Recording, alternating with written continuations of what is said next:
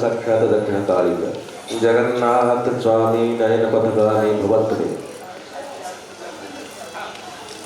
आज उद्घाटन विजय भाई को आमंत्रण করে আসো आज वर्तमान এই সিনে সমাচার ওড়িশার जो कवि माने थिले तांकर लेखा प्रकाश पाइछि एवं प्रथम पृष्ठारे आमे जय जगन्नाथ। आज ऑल इंडिया सिने वर्कर्स एसोसिएशन मुंबई तथा ओडिशा सिने वर्कर्स एसोसिएशन भुवनेश्वर सम्मिलित आनुकूल्य आयोजित होता द्वादश चलचित्र पुरस्कार और कवि कलाकार महाकुंभ राज्यस्तरीय संबर्धना उत्सव 2026 यह कार्यक्रम में मंच में उपस्थित थिबा समस्त अतिथिवृंद को स्वागत करुच्ची। अनुष्ठान सभापति श्रीयुक्त अश्रुमोचन महांती कम समय भितर आसी आपण गहन आम गहन आसी पहुँचे। आज मुख्य अतिथि भाव आम सुरमा महोदय सुरमा पाढ़ी बाचस्पति पाई वक्तव्य से जी अनुष्ठान विषय आम कृतज्ञता जनाऊँ से अनुष्ठान भितर अवगत अच्छा अनुष्ठान विषय एत सुंदर कथा धन्यवाद एवं सर्वोपरि अनुष्ठान सभापति अश्रुमोचन महांती एवं ओडिशा सुनामधन्य कंठशिल्पी कवि मिश्र एवं कलाहांडी कटप्पा सुनील एवं अन्य बहुत बहुत ऐश्वर्या शंकर भाई चलचित्र अभिनेता बहु अभिनेता अभिनेत्री जोग देते बहुत प्रतिभा को संबोधित कर यही कार्यक्रम जो मानकर सहयोग आंतरिकता भल पाइबा अच्छी सर्वोपरि जो मैंने जूनियर कलाकार से सहयोग से बहुत संख्यार 9टा 10टा हवा पूर्व आमर हल पूरा फुल हो लोक मैंने सब कहते 9टा 10टा भितर जयदेव सीट फिल हवा भारी कष्ट जे आमरी मंच लोक मान एत भल पाइबा अच्छी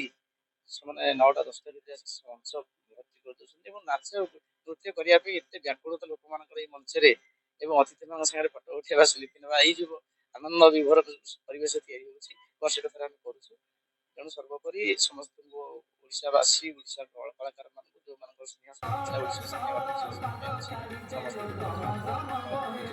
आज कार्यक्रम सफल होतु कौन आसतु आसतु कहीपर कथा कि आसपारे कौन कम थी कि जेहतु सरकारी स्तर मंत्री कार्य बहुल हठात आस आम घर आज कविता से जन कवि कविता मध्यम मार बहुत समय आम पाखे रही बहुत समय कविता गाइले एवं मनर कथा बांटिले और आज जो मैगाजिन स्थान पाई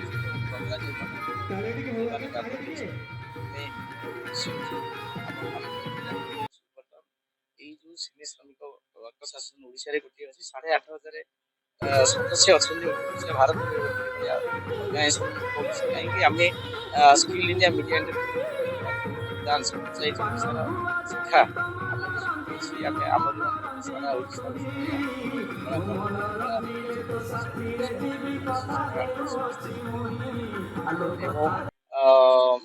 लेबर कार्ड सिने श्रमिक लेबर कार्ड गवर्नमेंट इंडिया केंद्र सरकार लेबर कार्ड कलाकार मैंने जो लेबर कार्ड ओडिशा सार ना केंद्र सरकार योजना आम लेबर कार्ड 350 लेबर कार्ड आम कलाकार द्वारा शिक्षा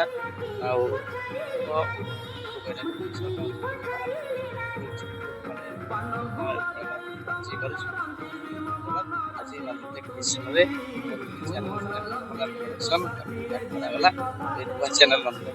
आज मोर अमी मिश्र मो सांगे जो गीत गाई ढगटमाड़ी गोटे माहौल तैयारी कटप्पा नाचिले ऐश्वर्या नाचिले गाई मो सांगे सी नाचिले मु नाचिली आम गाइलु मोर जो ढगटमाड़ी से गीत ओडिशा नवम 10 भाग रिलीज श्री चरण संजय महांती गाई जो नवम भाग मम्मी मिश्र गाई लोक गीत लोक कथा गुड़ाक बुड़ी बुड़ी जाऊे बेले पुनरुद्धार कर मिलियन मिलियन व्यूज अभिनय कर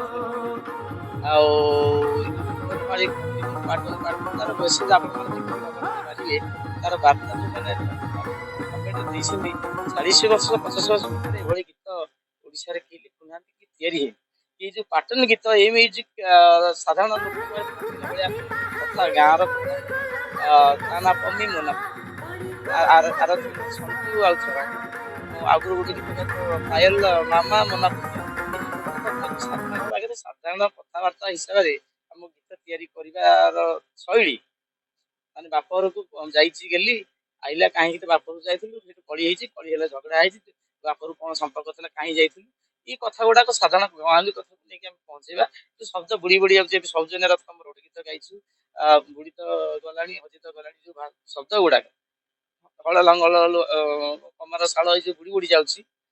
ସେଇଗୁଡାକ ସେ ନେଇକି ସାଧାରଣ କଥାକୁ ଗୀତ ତିଆରି କରାଯାଉଛି ଆଜି ଯୋଉ ଗୀତ କରାହଉଥିଲା ଆଲୋ ମୋର ପମି ଆସିଲା ପୂର୍ଣ୍ଣମୀ ଚଇତି ଯାତରା ବେଳ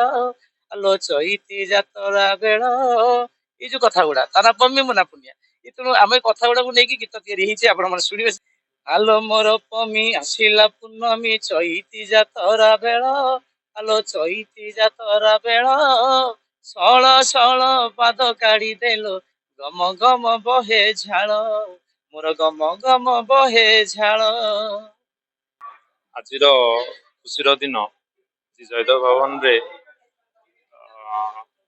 କଳାକାରଙ୍କୁ ନେଇ ଓଡ଼ିଶାର ମହାକୁମ୍ଭ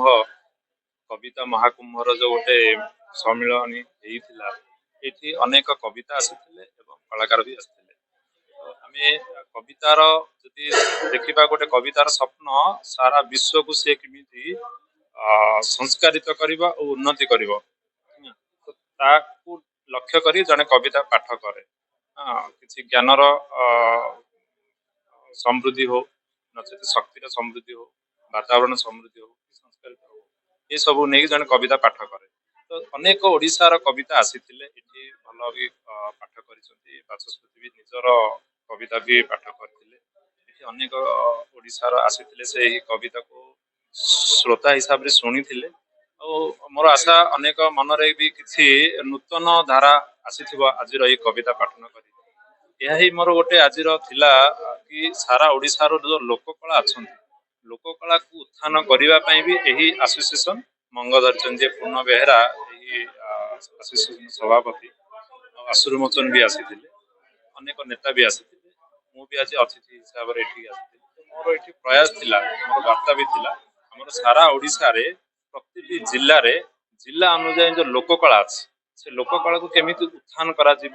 ବୈଦିକ ବାଦ୍ୟ ବୈଦିକ ଶିକ୍ଷା ଅନୁସାରେ ଯୋଉଟା ଲୋକକଳା ଅଛି 100-200 ବର୍ଷ ପୂର୍ବରୁ ଯୋଉ ଲୋକକଳା ଅଛି ତାକୁ କେମିତି ଉତ୍ଥାନ କରାଯିବ ଆମର ସରକାର ବି ତତ୍ପର ଅଛନ୍ତି ମନ୍ତ୍ରୀ ବି ତତ୍ପର ଅଛନ୍ତି ଭାରତୀୟ ଜନତା ପାର୍ଟି ବି ତତ୍ପର ଅଛି ଅନେକ ସଂଗଠନ ମାନେ ବି ପ୍ରୟାସ କରୁଛନ୍ତି କେବଳ ସେହି ଗୋଟେ ଲକ୍ଷ୍ୟକୁ ନେଇକି ପ୍ରୟାସ କରୁଛନ୍ତି ମୁଁ ସମସ୍ତଙ୍କୁ ଧନ୍ୟବାଦ ଦଉଛି ଆଜି ଯୋଉମାନେ ଆସିଥିଲେ ଆଉ ଯୋଉମାନେ ଏହି କାର୍ଯ୍ୟକ୍ରମ କରିଥିଲେ ମୋର ହୃଦୟରୁ ସମସ୍ତଙ୍କୁ ଜ୍ଞାପନ ଧନ୍ୟବାଦ। ଆଜି ଆୱାର୍ଡ ପାଇଥିଲେ ପ୍ରାୟ 50ରୁ ଉର୍ଦ୍ଧ୍ୱ ମାନେ କବିତା ଓ କଳାକାରଙ୍କୁ ଦିଆଯାଇଥିଲା।